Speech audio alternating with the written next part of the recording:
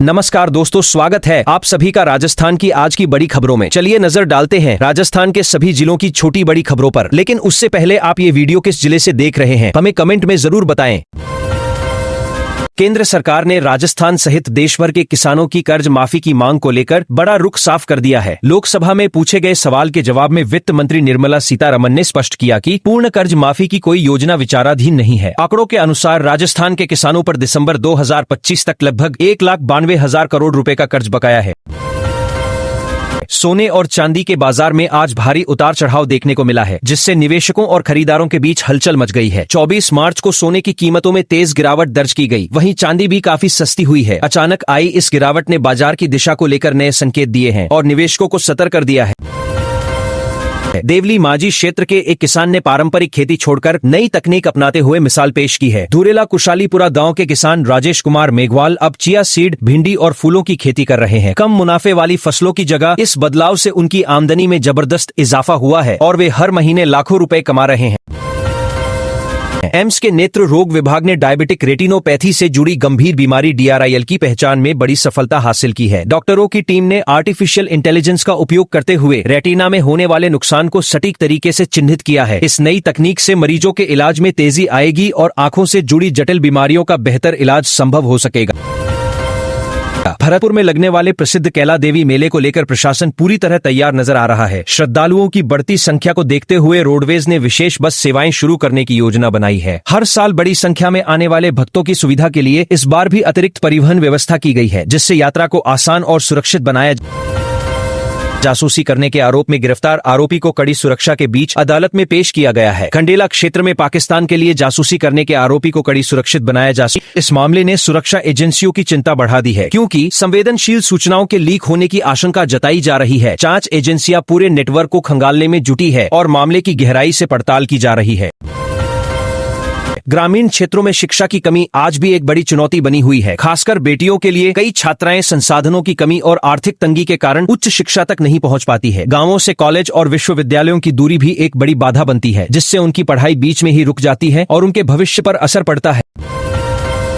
केंद्र सरकार ने एक बार फिर स्पष्ट किया है कि किसानों की पूर्ण कर्ज माफी को लेकर कोई प्रस्ताव फिलहाल विचाराधीन नहीं है। लोकसभा में दिए गए जवाब में बताया गया कि राजस्थान के किसानों पर दिसंबर 2025 तक भारी कर्ज बकाया है। इस फैसले के बाद किसानों के बीच चिंता का माहौल है और राहत की उम्मीद फिलहाल अधूरी नजर आ रही है।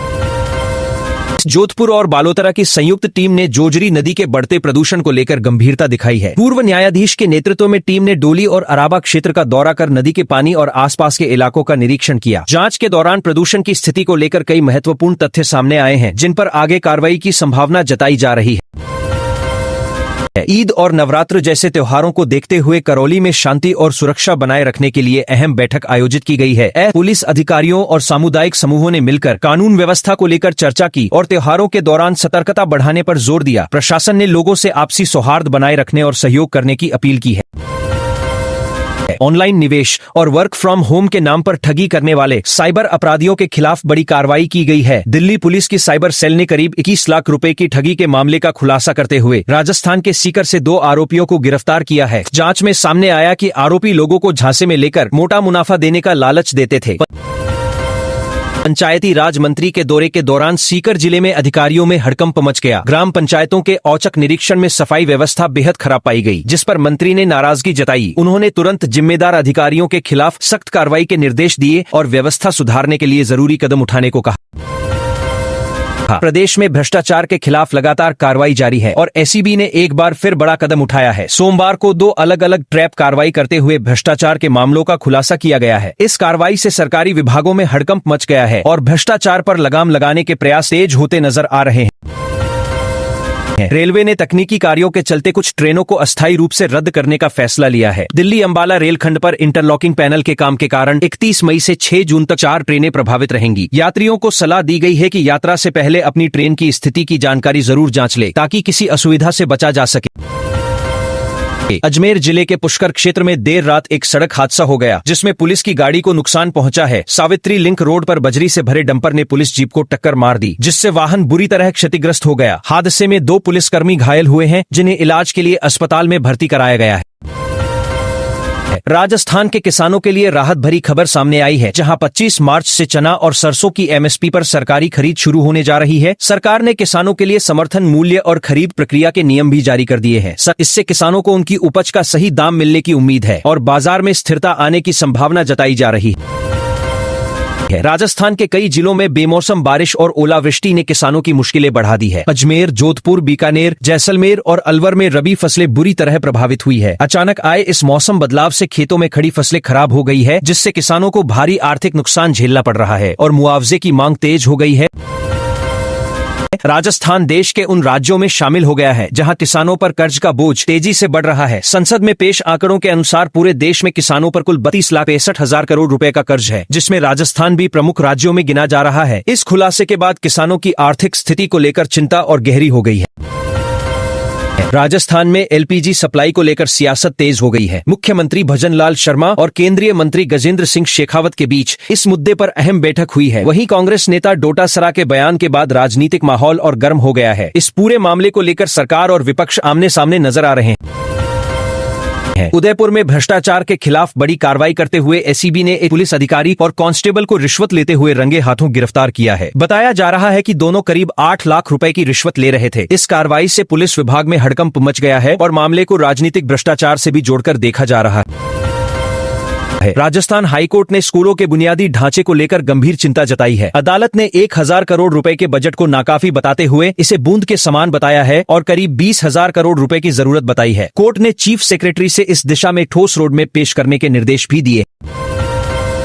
जयपुर में अचानक हुई भारी बारिश ने शहर की रफ्तार थाम दी है। कई इलाकों में जलभराव की स्थिति बन गई, जिससे सड़कों पर लंबा जाम देखने को मिला। यातायात बुरी तरह प्रभावित हुआ और लोगों को आवागमन में काफी दिक्कतों का सामना करना पड़ा। नगर निगम और प्रशासन की टीमें पानी निकासी में जुटी हुई हैं, लेकिन हालात पूरी तरह सामान्य नहीं हो पाए हैं।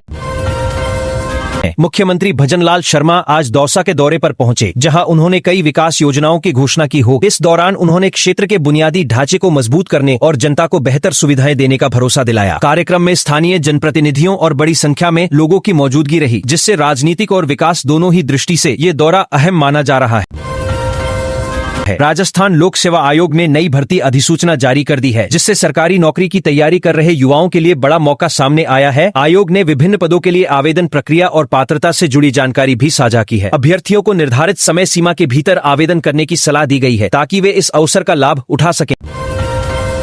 कोटा में मेडिकल छात्रों ने अपनी मांगों को लेकर विरोध प्रदर्शन शुरू कर दिया है। छात्रों का कहना है कि उनकी समस्याओं पर लंबे समय से ध्यान नहीं दिया जा रहा है, जिससे उन्हें आंदोलन का रास्ता अपनाना पड़ा। प्रदर्शन के दौरान प्रशासन और कॉलेज प्रबंधन के खिलाफ नाराजगी भी देखने को मिली है और जल्द समाधान की मांग की जा रही है। जोधपुर में लगातार हो रही बिजली कटौती से लोगों की परेशानी बढ़ गई है। गर्मी के बीच बार बार बिजली जाने से आम जनजीवन प्रभावित हो रहा है और लोगों में नाराजगी बढ़ रही है। स्थानीय निवासियों का कहना है कि समस्या लंबे समय से बनी हुई है, लेकिन अभी तक इसका स्थायी समाधान नहीं निकल पाया है।